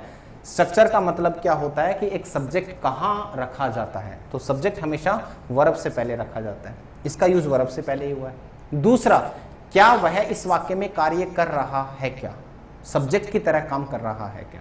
जी भी, इस वाक्य में रीडिंग का काम है, वो रीडिंग का काम राम के द्वारा ही किया जा रहा है। तो इट मीन्स ये जो वाक्य में सब्जेक्ट है वो सिमेंटिकली और स्ट्रक्चर के आधार पे सही है। पर अब मैं आपको एक क्वेश्चन देता हूं जरा, और मुझे इस क्वेश्चन का स्ट्रक्चर और सिमेंटिक फॉर्म दोनों आपको बतानी है। और सेंटेंस मेरा ये है,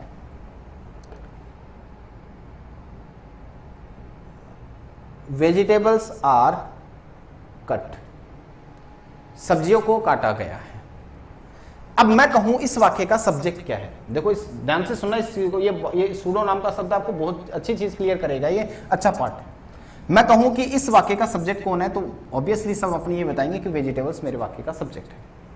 इस वाक्य की वर्ब क्या है, जी हेल्पिंग आपकी ये वर्ब होगी, और ये आपके पास में ये मेन वर्ब के रूप में यूज किया, हालांकि ये पास्ट पार्टिसिपल का पॉइंट होता है। अब मैं आपसे कहूं कि जिस जगह, अब कहूं कि ये सेंटेंस स्ट्रक्चर बिल्कुल साफ स्ट्रक्चर के आधार पर ये सेंटेंस बिल्कुल सही है। सुबी त्रिपाठी, ये क्लास बेटा आज से ही स्टार्ट हुई है, आज इसका फर्स्ट डे है, और अपन जो कर रहे हैं वो रूल नंबर 3, 175 गोल्डन रूल्स में ये तीसरे नंबर का रूल चल रहा है, ठीक है। हाँ, अब मैं कहूं इस वाक्य का सब्जेक्ट कौन है, वेजिटेबल्स है। सबसे पहले कौन आता है, सब्जेक्ट, सब्जेक्ट के बाद वर्ब आती है, और ये आपके पास में मेन वर्ब दे रहा है। स्ट्रक्चर के आधार पे ये सेंटेंस बिल्कुल सही है। पर मैंने कहा दूसरा तरीका होता है सिमेंटिक वे। सिमेंटिक वे का तात्पर्य क्या होता है कि जिसको आपने सब्जेक्ट बनाया है, क्या वो सब्जेक्ट की तरह ही काम कर रहा है क्या, क्योंकि सब्जेक्ट डूअर होता है, कार्य करता है। क्या इस वाक्य में काटने का काम उस सब्जेक्ट के द्वारा किया जा रहा है क्या। अब जरा इस सेंटेंस को देखिएगा, और इस सेंटेंस में कार्य दे रखा है कट। मुझे इतना सा बता दीजिएगा कि पीछे वाले सेंटेंस में था कि Ram is reading a book, वहां पे पुस्तक पढ़ने का काम राम कर रहा था, वहां पे वो सब्जेक्ट था और सब्जेक्ट की भूमिका भी निभा रहा था। पर यहां पे जरा मुझे बताइएगा कि वेजिटेबल्स काटने का काम कर रहा है क्या, वेजिटेबल्स काटने का काम कर रहा है, जरा बताना।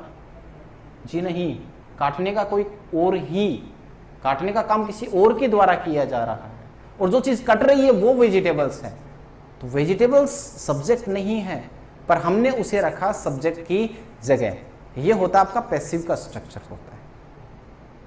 अब मैं कहूं कि स्ट्रक्चर के आधार पर यह सेंटेंस आपका सही है, पर सिमेंटिक आधार के ऊपर यह चीज क्लियर नहीं है, मीनिंग के आधार पर यह चीज सही नहीं है। बिकॉज क्योंकि इस वाक्य में काटने का काम वेजिटेबल्स के द्वारा नहीं किया जाता, नहीं किया जा रहा, जबकि कहा जाता है कि कोई भी कार्य अगर सब्जेक्ट के द्वारा किया जाता है उसे आप वर्ब से पहले रखें, वही डूअर है। पर इस वाक्य के अंदर जरा मुझे बताइएगा कि क्या यह काटने का काम वेजिटेबल्स कर रहा है क्या, नीलम राठौड़? नहीं जी, बिल्कुल नहीं कर रहा है ना। पर एक बात बताओ, इसको रखा कहां है आपने, सब्जेक्ट की जगह ही रखा है। This is called pseudo subject. इसे अपन कहते हैं भ्रम, मिथ्या, कि दिखने में यह सब्जेक्ट है, सब्जेक्ट की जगह यूज किया गया है, पर यह एक्चुअल में सब्जेक्ट नहीं है, इसे सब्जेक्टिव जगह पे रखा गया है। इसे अपन कहते हैं सुडो। और अपन बात करते हैं सुडो वाले पॉइंट की, हम इसी पॉइंट की बात कर रहे हैं। तो हमने जो फिलहाल अपन जो इतनी जो ये राम गाथा हमने गाई है, वो इस शब्द को समझने के लिए गाई है सिर्फ, कि इसे अपन सुडो के नाम से जानते हैं। अब इससे रिलेटेड बात क्या है, क्या अपन समझना चाहते हैं कि इसी प्रकार से कि अगर आपके पास में कोई सब्जेक्ट है, अगर आपके पास कोई सब्जेक्ट की जगह है पर सब्जेक्ट नहीं है, उसे अपन सुडो कहते हैं। अब इससे रिलेटेड क्वेश्चन क्या होंगे वो जरा सुनिएगा।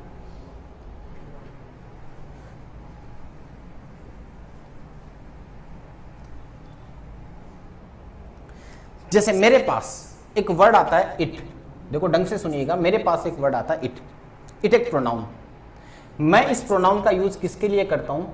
अगर मैं बात कर रहा हूं किसी जानवर की, या मैं बात कर रहा हूं किसी निर्जीव की, नॉन लिविंग थिंग्स की। अगर मैं बात कर रहा हूं something is done and said about also is subject, या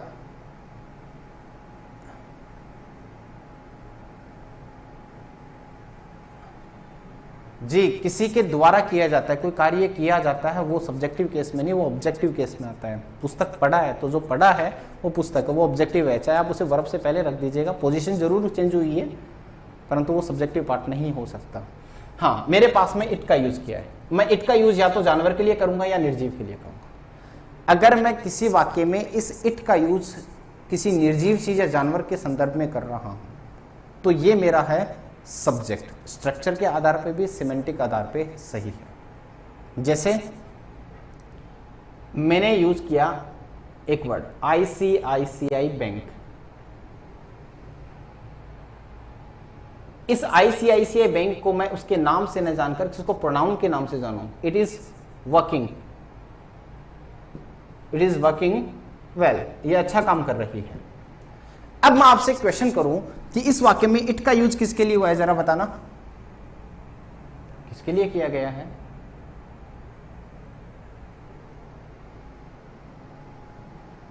जी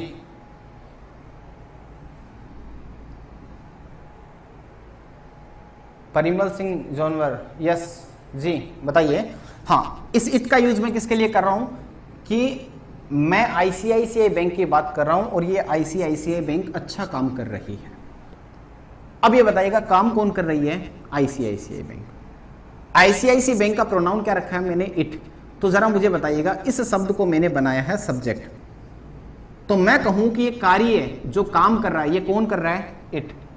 तो इट मीन्स कि मेरे पास में समथिंग इज रॉन्ग समवेयर। जी जी जी जी बताइए, क्या क्या बताने की कोशिश कर रहे हैं? गदवीर, LR गदवीर।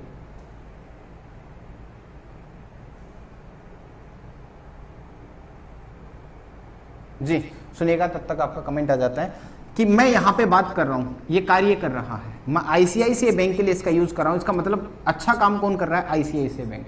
मैंने इस आईसीआईसीआई बैंक का सब्जेक्ट रखा है, वो बना दिया मैंने इट। निर्जीव है, एक वचन है, निर्जीव नॉन लिविंग एक वचन को मैंने इट का रूप दे दिया। अब मैं कहूं कि क्या ये जो सब्जेक्ट की जगह ये कार्य भी कर रहा है, ये वर्ब इसी के द्वारा, ये कार्य इसी के द्वारा किया जा रहा है? जी बिल्कुल, ये इट के द्वारा ही किया जा रहा है। तो मैं इसे कहूंगा कि ये मेरा जो सब्जेक्ट है वो स्ट्रक्चर के आधार पे भी और सिमेंटिकली आधार पे सही है। इसे मैं सुडो का नाम नहीं दे सकता। पर अगर मैं कहूं, जैसे अब देखो मेरा अगला पॉइंट देखिएगा, it is me, it is me who solve the question. ये मेरा sentence, it is me who solve the question. अब मैं कहूं कि मेरे पास ये आया इट इज मी। अब एक बात बताइएगा, मैंने कहा, अब मैं इसका एक स्ट्रक्चर बनाऊं आपको। मैं कहूं इट कौन है वाक्य में? ये सब्जेक्ट है। इज क्या है वाक्य के अंदर? वर्ब है। और ये क्या है आपका? Objective pronoun. ठीक है, यहां पे मैंने कहा कि इट है, वो सब्जेक्ट के रूप में यूज किया गया और वो काम भी करेगा। अब जरा मुझे बताना, ये क्या बोल रहा है? इट इज मी, ये मैं हूं, ये मैं हूं। एक बात बताइएगा, मैं तो एक इंसान हूं, क्या इंसानों के लिए मैं इट का यूज कर सकता हूं क्या? मैं तो एक इंसान हूं, क्या इंसानों के लिए मैं इट का यूज कर सकता हूं क्या? जी नहीं, मैं इंसानों के लिए इट का यूज नहीं करूंगा। मैं अपना एक इंट्रोडक्शन दे रहा हूं, तो मैंने इस इट को एक इंट्रोडक्टरी सब्जेक्ट के रूप में चुना है। अब जरा इस वाक्य को देखिएगा ढंग से, इस वाक्य में इट का यूज किया गया है। ये इट इस वाक्य का सब्जेक्ट जरूर है, सब्जेक्ट की जगह जरूर रखा गया है, पर ध्यान रखना ये सब्जेक्ट का काम नहीं कर रहा है। तो सूडो किसे कहते हैं कि अगर आपके पास में कोई भी इंट्रोडक्टरी वर्ड, हाँ हेलो राकेश जी, अगर आपके पास में कोई भी इंट्रोडक्टरी सब्जेक्ट है, कोई भी सब्जेक्ट है, वो सब्जेक्ट की जगह रखा गया है, पर अगर सब्जेक्ट का काम नहीं कर रहा, अगर आपको इसके बाद इसके बाद अगर कोई भी प्रोनाउन लगाना पड़े, इसके बाद अगर कोई भी प्रोनाउन, जी मैं थोड़ा साइड में लिखता हूं, यहां क्लियर है, यहां क्लियर है जी, मैं थोड़ा सा इधर लिखता हूं,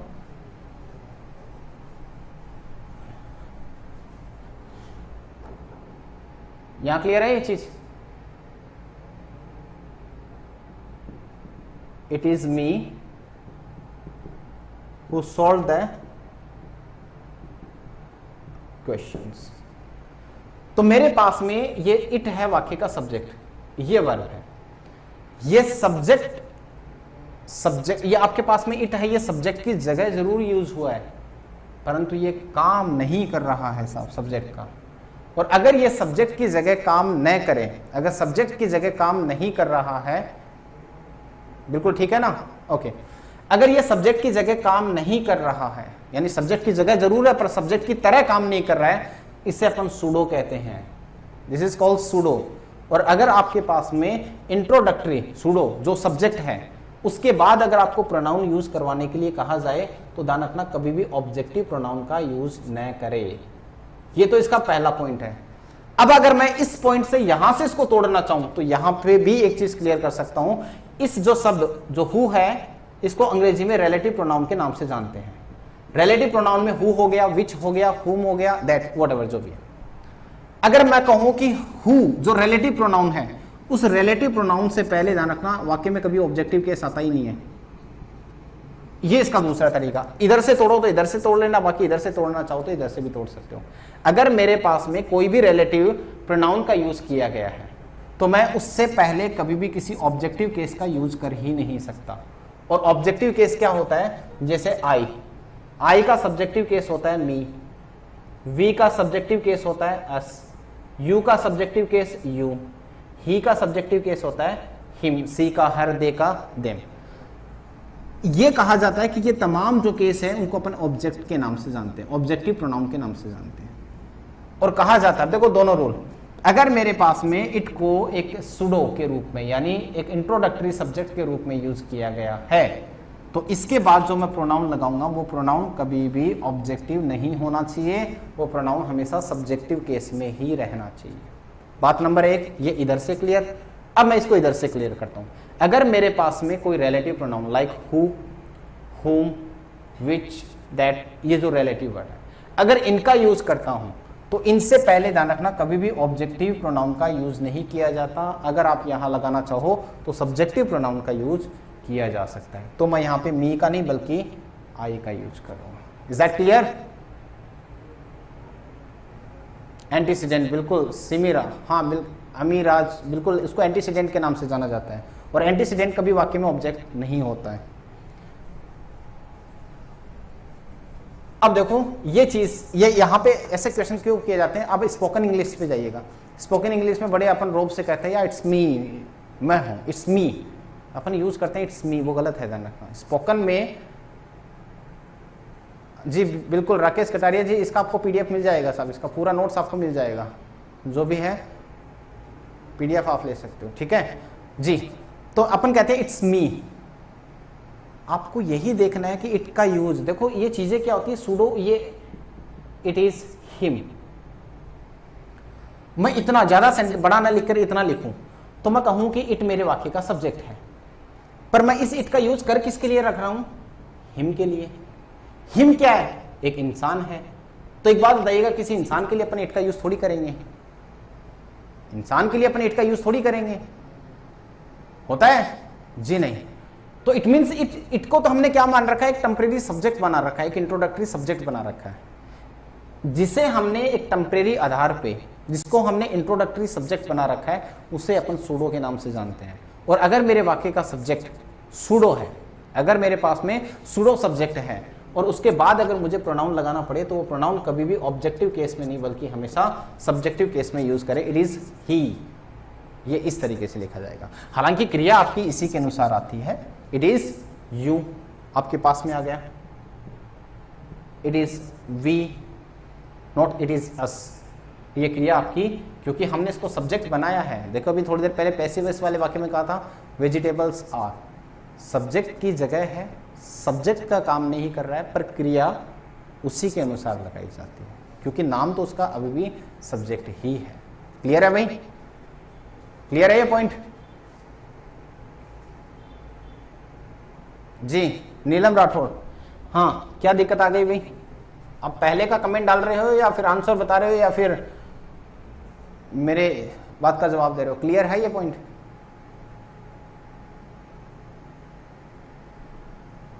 ठीक है जी। हाँ Mahendra Sahu ji, point number 3 is clear. अब एग्जाम्पल पे आइएगा। एग्जाम्पल देखो, whenever we use pseudo subject in a sentence. देखो इसका हिंदी नाम सुनिए। अगर मैं, अजीत जी नमस्कार सब, जय हो आपकी भी। Whenever we use the pseudo subject, कि जब भी मैं सूडो सब्जेक्ट का यूज करूंगा। अब सूडो सब्जेक्ट क्या, दोबारा सुन लीजिएगा, कि एक ऐसा सब्जेक्ट जो सब्जेक्ट की जगह पे रखा गया है पर सब्जेक्ट का कार्य नहीं करता है, वो सब्जेक्ट का काम नहीं करता है। जैसे वेजिटेबल्स आर कट, उसे सब्जेक्ट की जगह पे रखा गया पर काटने वाला कोई और ही था, उसे अपन सूडो के नाम से जानते हैं। तो अगर मेरे पास में कोई सूडो सब्जेक्ट रखा गया है, it should always be in, मतलब it should followed by a subjective case. तो उसके बाद अगर आपको कोई भी केस रखना है वो आपका सब्जेक्टिव केस ही होना चाहिए। सब ऑब्जेक्टिव केस का यूज आप नहीं कर सकते। फॉर एग्जाम्पल जैसे it is him who should be blame, तो मेरे पास में इट के बाद में इज दे रखा है, आगे हिम दे रखा है। तो मेरे पास ये जो इट नाम का शब्द था वो एक सूडो सब्जेक्ट है। क्यों, कैसे पता चला? क्योंकि ये यूज किया गया हिम के लिए, और हिम क्या है, एक इंसान है। इंसान के लिए अपन इट का यूज नहीं कर सकते। तो इट मीन्स हमने एक इंट्रोडक्टरी सब्जेक्ट बनाया है, इंट्रोडक्टरी सब्जेक्ट हमने बनाया है। तो ये सब्जेक्ट नहीं है, इंट्रोडक्टरी सब्जेक्ट हमने बनाया है। अगर हमने बनाया है तो साहब ये मेरे वाक्य का सब्जेक्ट नहीं हो सकता, इसको मैं सूडो के नाम से जानूंगा।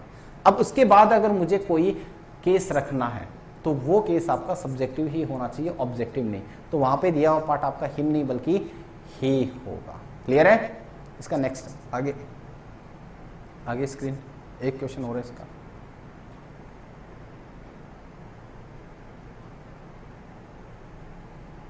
जी नेक्स्ट अगला देखिएगा। It is us who have defeated the champion, ये क्वेश्चन था। इट इज अस, हमारे पास में इट का यूज दोबारा इंट्रोडक्टरी सब्जेक्ट के रूप में, यानी दोबारा सब्जेक्ट के रूप में यूज किया गया है। दोबारा सब्जेक्ट के रूप में यूज किया है। क्यों? क्योंकि ये बात किसकी कर रहा है? अस की, हमारी बात कर रहा है। और वही बात हमारी बात कर रहा है, हम इंसान है भाई, हम इंसानों के लिए इट का यूज कैसे कर लेंगे? अपन इंसानों के लिए इट का यूज नहीं कर सकते। इट मीन्स ये इट को हमने इंट्रोडक्टरी सब्जेक्ट के रूप में उतारा है, और इंट्रोडक्टरी सब्जेक्ट आपका सूडो होता है। ये सूडो सब्जेक्ट है। अगर ये सूडो सब्जेक्ट है तो अपने बात साहब ये सब्जेक्टिव प्रोनाउन को नहीं, ऑब्जेक्टिव प्रोनाउन को नहीं बल्कि सब्जेक्टिव प्रोनाउन को लेगा। तो ये इट इज अस नहीं बल्कि इट इज हु का यूज होगा, इट इज वी का यूज कर दिया जाएगा। ठीक है भाई, क्लियर है? अब एक बार में लास्ट में फटाफट अगर मैं कहूं तो रिवाइज कर देता हूं पूरा पार्ट। हमने 3 रूल पढ़े हैं। रूल नंबर 1 पहला था कि हम 2 संज्ञाओं के बीच जब अपन कंपैरिजन करते हैं तो कंपैरेटिव पॉइंट या तो कोई एडजेक्टिव होता है या कोई नाउन होता है। अगर कंपैरेटिव पॉइंट आपका एडजेक्टिव होता है तो ध्यान रखना वो एडजेक्टिव उन दोनों संज्ञाओं के बीच में आ जाएगा। पर अगर मैंने कंपैरेटिव पॉइंट एक एडजेक्टिव को न बनाकर अगर एक नाउन को बनाया है तो वो कहां आएगा? प्रथम संज्ञा से पहले, यानी वाक्य के प्रारंभ में। अगर उसका यूज वाक्य के प्रारंभ में किया है तो जो दूसरी जो संज्ञा है जिसके साथ आप कंपेयर कर रहे हो उसके पहले भी उसी शब्द का, जो प्रथम शब्द से पहले आ रहा है उसी वर्ड का यूज वहां पे भी करें। और अगर रिपीटेशन से बचना चाहते हो तो दैट ऑफ या दोज ऑफ का यूज किया जाता है। अगर वो कंपैरेटिव बिंदु जो भी है जो प्रथम संज्ञा से पहले रखा गया है, अगर वो अनकाउंटेबल सिंगुलर है तो दैट ऑफ का यूज होगा, और अगर वो काउंटेबल प्लूरल है तो दोज ऑफ का यूज कर दिया जाएगा। Rule number 1। रूल नंबर 2, यदि मेरे पास में one of, none of, each of, either of, neither of, both of ऐसे शब्द के यूज किए गए, ये डिस्ट्रीब्यूटिव प्रोनाउन होते हैं। इनके तुरंत बाद एक संज्ञा यूज की जाती है, वो संज्ञा हमेशा प्लूरल ही होगी, प्लूरल संज्ञा ही यूज की जाती है। अब मैं रहूं बात क्रिया की, तो क्रिया के लिए मैंने कहा था कि ये जो डिस्ट्रीब्यूटिव पार्ट होते हैं, बटे हुए होते हैं, किसी प्रीपोजिशन के साथ में इनको डिवाइड किया जाता है। तो एक पार्ट प्रीपोजिशन के बाद होता है, एक पार्ट प्रीपोजिशन से पहले होता है। तो मैंने कहा कि प्रीपोजिशन के बाद वाले पार्ट को पार्टिटिव के नाम से जाना जाता है, और वो कभी किसी वाक्य का सब्जेक्ट नहीं हो सकता। तो सब्जेक्ट कहाँ होगा? प्रीपोजिशन से पहले वाला पार्ट। और प्रीपोजिशन से पहले वाला पार्ट देख लीजिएगा, उसका फॉर्म देखिएगा कि वो सिंगुलर है या प्लूरल है। अगर वो सिंगुलर है तो क्रिया सिंगुलर की लगाएं, अगर वो प्लूरल है तो क्रिया प्लूरल की लगाएं। पॉइंट नंबर 3, तीसरी बात, हम बात करें थे सूडो की। सूडो का मतलब क्या होता है कि एक ऐसा शब्द जो वाक्य में सब्जेक्ट की जगह है पर वो सब्जेक्ट का काम नहीं कर रहा है, उसे अपन सूडो सब्जेक्ट के नाम से जानते हैं। और अगर अपने पास में सूडो सब्जेक्ट है तो ध्यान रखना, उसके बाद अगर अपन कोई प्रोनाउन का या फिर कोई भी केस का यूज करना चाहते हैं, वो केस हमेशा सब्जेक्टिव ही आएगा, आप उसे ऑब्जेक्टिव केस में तब्दील नहीं कर सकते। Is that clear to all? तो आज हमने 3 रूल को विद डिटेल एक्सप्लेनेशन के साथ में, और ये जो स्क्रीन पे जो चल रहे हैं आपके, ये आप देख लीजिएगा, इसको उतार सकते हैं, इसकी डेफिनेशन भी दे रखी है, एग्जाम्पल भी दे रखे हैं। और आपको और डिटेल से अगर आपको जानना है, और चीज़ अगर कोई समझ में आती है तो आप कमेंट में रख दीजिएगा, हम आपको बिल्कुल उस चीज़ को बारीकी से एक्सप्लेन कराएंगे, बताएंगे आपको। आज के लिए इतना ही। आप सबका दिन मंगलमय हो, शुभ रात्रि। बहुत बहुत धन्यवाद सबको आने के लिए, और प्लीज़ चैनल को लाइक और सब्सक्राइब करना न भूलें, और जितना हो सके उतना शेयर करें। ठीक है, धन्यवाद।